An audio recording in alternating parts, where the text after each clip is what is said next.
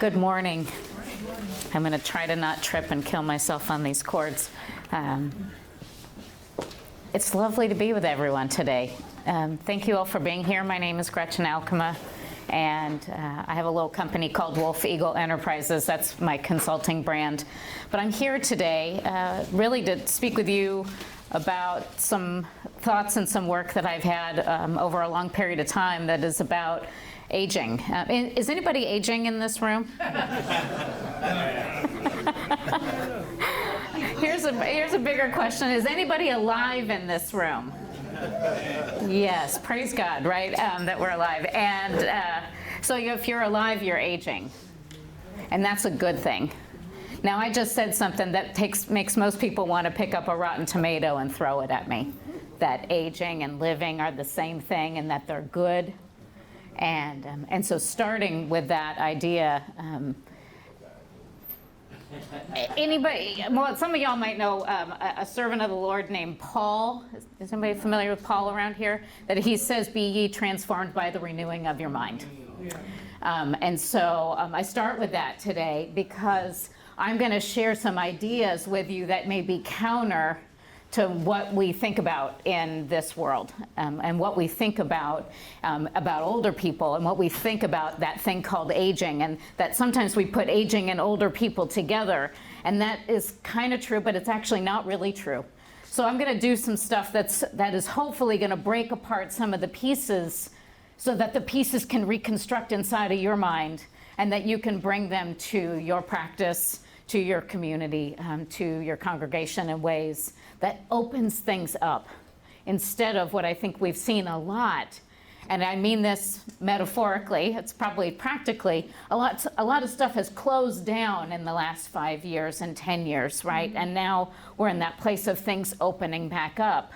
And the models that we have about how we think about things aren't the same.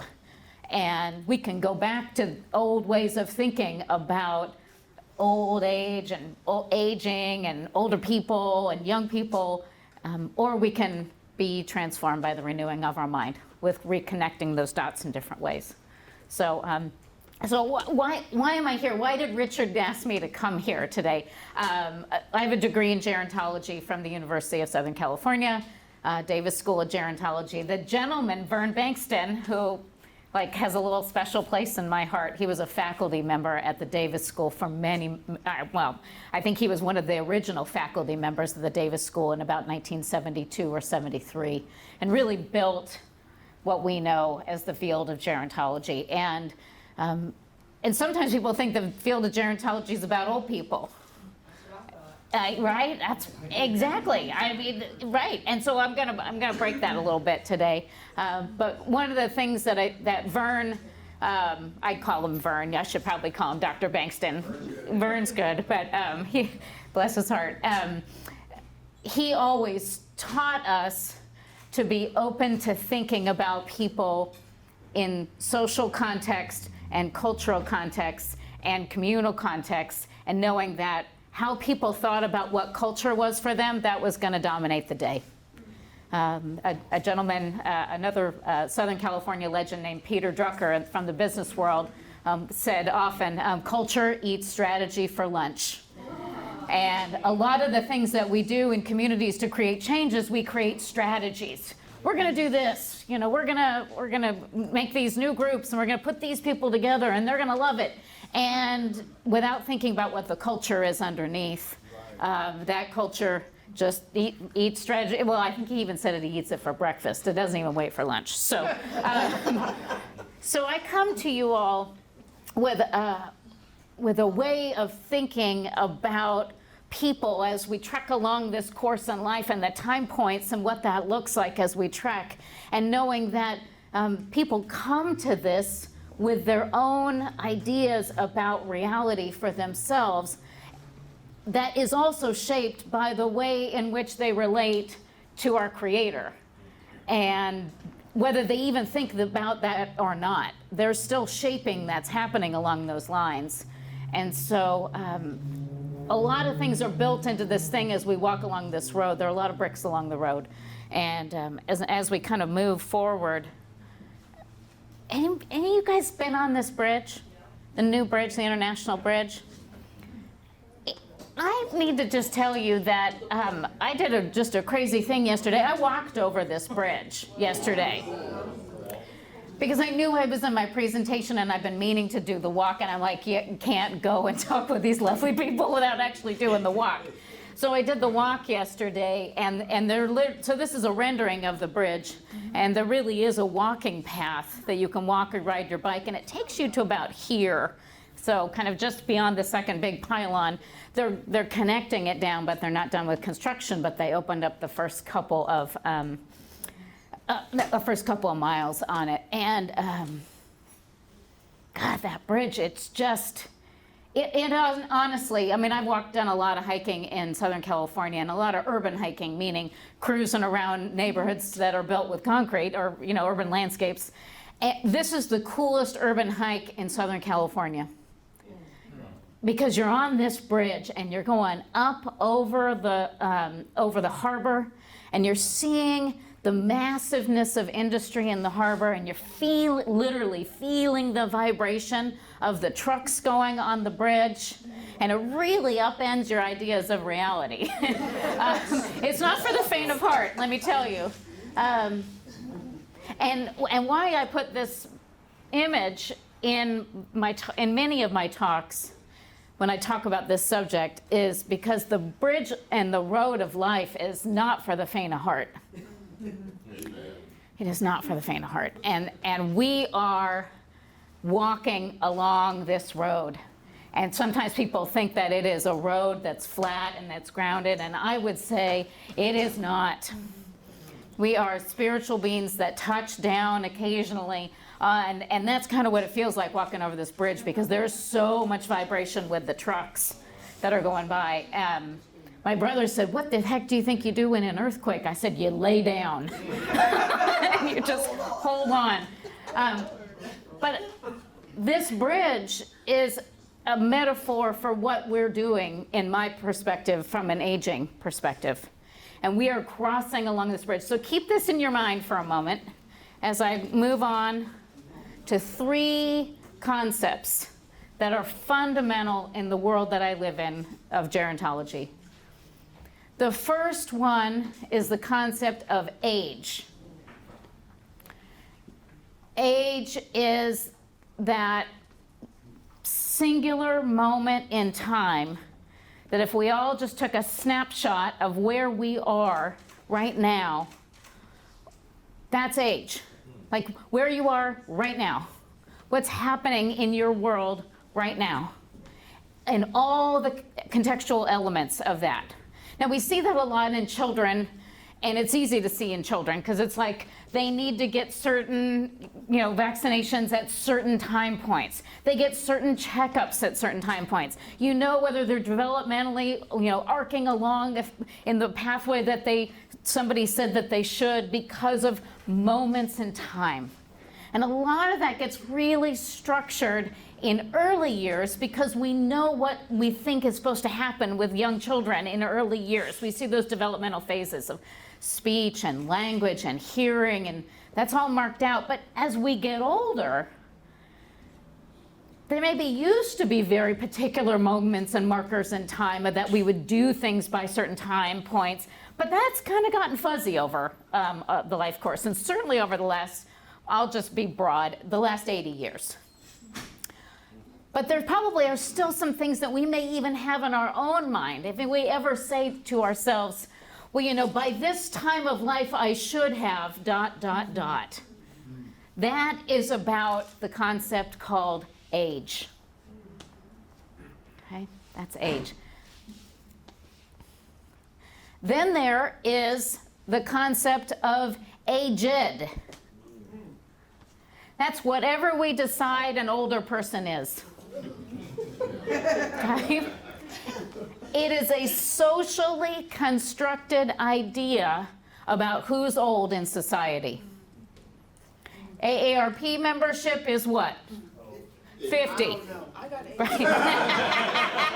That's good. Well, when you get 49 and a half, you'll know, because it all comes, right? and this is not a political statement I'm about to say, but federal funding for federal programs is 60. Okay, what's Medicare?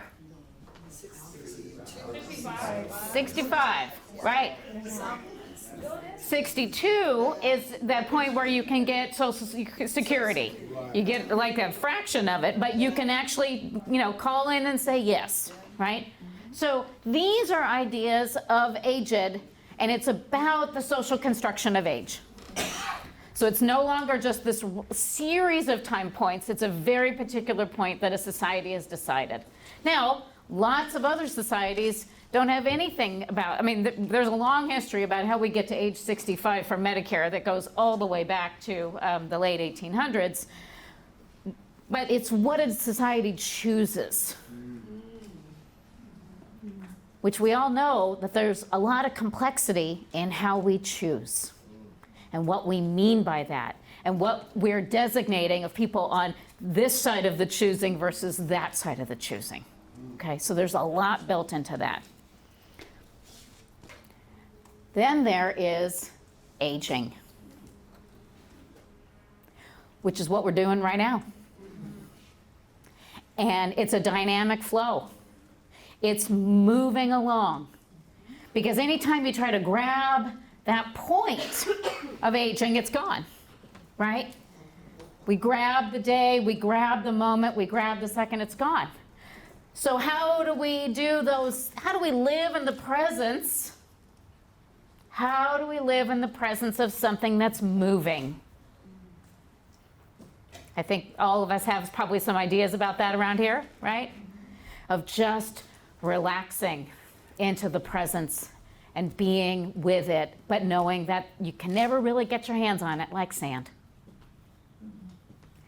That is about that dynamic passage through time that is in context of social networks in the broader community, whatever people are containing that as in their own world. Oh, so then you just go, Gretchen, why are you doing this like long rant about these 3 words that all kind of look the same and all that? I'll tell you why, because we can oftentimes be talking about aging, but we call it aged, or vice versa. Or we'll talk about, well, when I was ... And that can be distancing to do the, when I was 25, I already had a wife and I had a house and I had, a kid on the way. Yeah. Right. And what we heard was that there's different ways that we're seeing people transitioning through their life course. So I'm glad that Richard brought up life course, because embedded in all of this is the course of people's lives. But what it also talks about are these other components. I like to live in this space called aging. All right. But what happens in that is you can't always get your hands on it, which is okay, because young people are aging too. Now, you can call it something different in order to make it palatable for them, okay? You don't need to call it aging. You can say a life well lived, right? You can say seasons of life, right? You can say lots of different things. But what helps, my sense and my ultimate premise on this, is that to connect people at different ages relative to who they may think is old, the connecting point is being in the now with them. Being in the now. So you're like, what? Okay, tell me, how does that fit with the bridge? Well, the bridge is aging. We're all driving over the bridge. Age is any car along the bridge. And I didn't make the Mack truck, but the Mack truck is what often feels like aged. Yes. That older stage and point in time that can feel really heavy, but it's got a lot of momentum and a lot of experience, and it's packed with a lot of richness that it can bring to people along different stages of the bridge.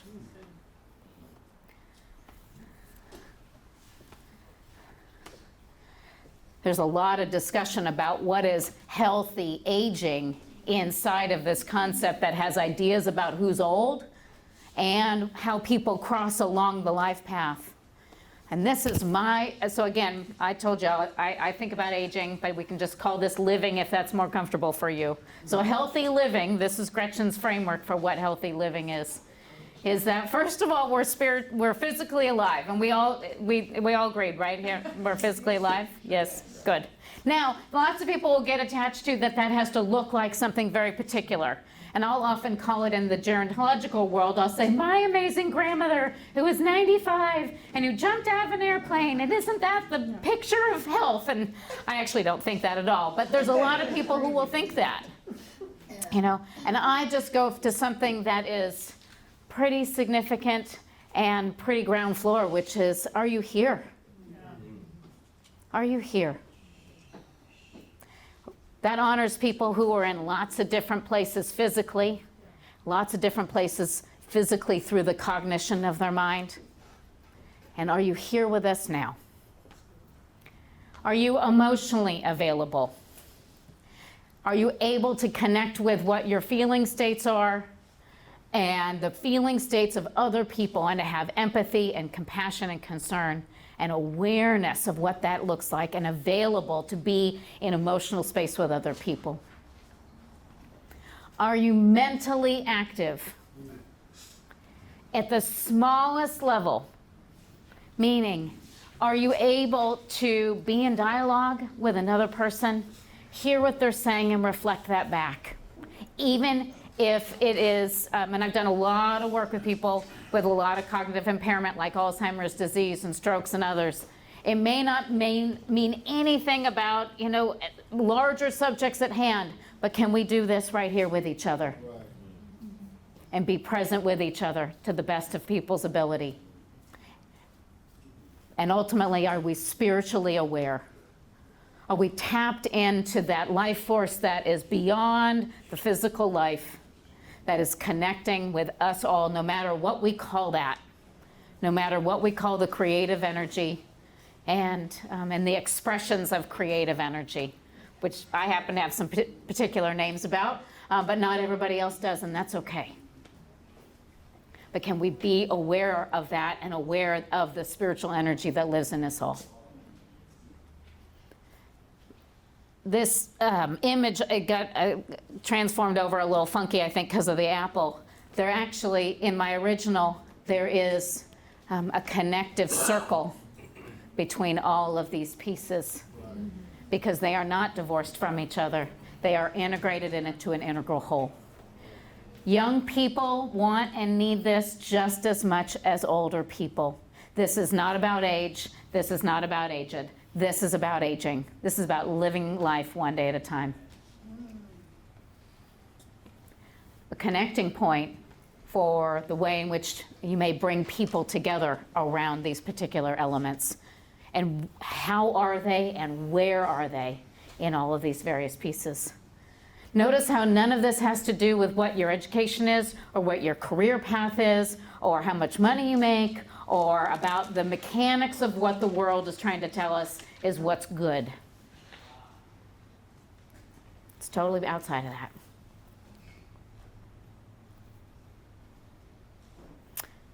It did get it all. Okay. Sometimes they get a little sticky. So my how, because there are, I've talked to you about a lot of what and about a lot of who's. Now I'm going to talk to you about a how. Is an offering to you to think about what bridging or connecting people, those individual cars that are rolling along that bridge, driving in their own way and in their own lanes, that each one wants to be seen and heard and understood and engaged, and their willingness tapped. Tapped. I would say that underneath it all, see, I got really blessed on the tattoo thing. I came in with all my tattoos. I mean, I'm so grateful for that. I think I got about 10,000. But a lot of times people just want to be seen.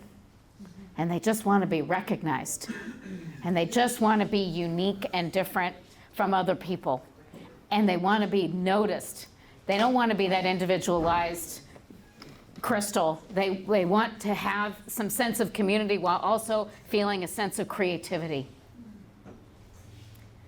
And being seen is such a deep level that we can start this engagement by bridging generations by starting at the higher level of tapping their willingness to be engaged. And that's what I hear so many communities doing, which is awesome. And I would say the next step is to take it one step further. Once you've got a connecting point of somebody willing to participate, that wants to be engaged in something, and it does not matter what the something is, that is a place for communication and dialogue to get to a deeper understanding, where then people feel heard and people feel seen. And that is the glue that keeps people coming back for more. And it doesn't mean that, that everybody has to agree on every single thing that's said.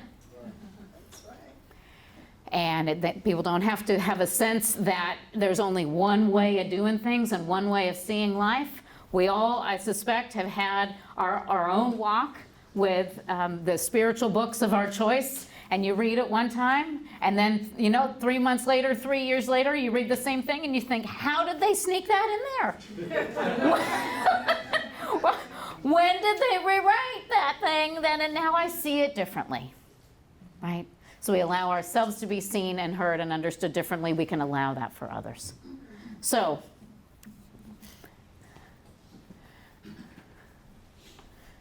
seen is connected to the spirit. Heard is connected to the mind. Understood is connected to the emotions. Engaged is connected to the physical body. I'll arrow back so you can see that again. The deepest part that you're getting to is people feeling seen. It's going to take a little bit of while for them to open up for that. But you can get people engaged to do things, especially if that's in service of other people. And that can be a connecting point across generations, where the openness of the dialogue of what does it mean to be on this road and this bridge of life can be sparked a whole different set of conversations. Okay? And then, of course, willingness, I put as purple because it is beyond that. For me, that is in God's realm of the space of willingness. We just set tables for people, right, to come and be. So that's my little talk about aging and aged and age and the gerontological perspective about what we might do to bridge the generations. I'm really excited about being part of a conversation. I can't wait to hear what Melinda's going to say about young people. And but mostly, it is a joy to be here with all of you and your interest, and I can just feel the compassion in this room. So, thank you.